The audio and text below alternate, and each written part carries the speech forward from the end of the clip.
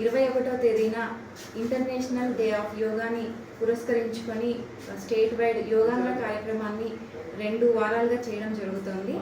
Yoga for healthy ageing అనే థీమ్తో ఈ year international day of యోగాని సెలబ్రేట్ చేసుకుంటున్నాము.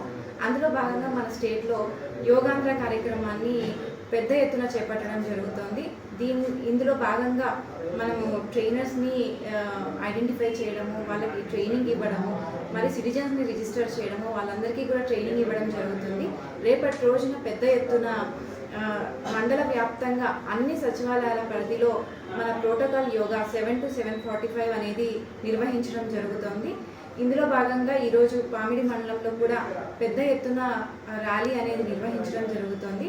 సో రేపటి రోజున మనం ఇంటర్నేషనల్ డే ఆఫ్ యోగాని పురస్కరించుకొని పెద్ద ఎత్తున స్టేట్ వైడ్ యోగాంధ్ర కార్యక్రమాన్ని చేసుకుంటున్నాము. అందులో భాగంగా పామిడి మండలంలో కూడా అన్ని వెన్యూస్లో దాదాపుగా మనకు 190 వెన్యూస్లో రేపటి రోజున 11,000 మంది సిటిజన్స్ రిజిస్టర్ అయి ఉన్నారు. వాళ్ళందరితో కూడా రేపు యోగా అనేది చేయడం జరుగుతుంది. ఇదంతా కూడా ఆన్లైన్ చేసి సక్సెస్ఫుల్గా కండక్ట్ చేయడం జరుగుతుంది.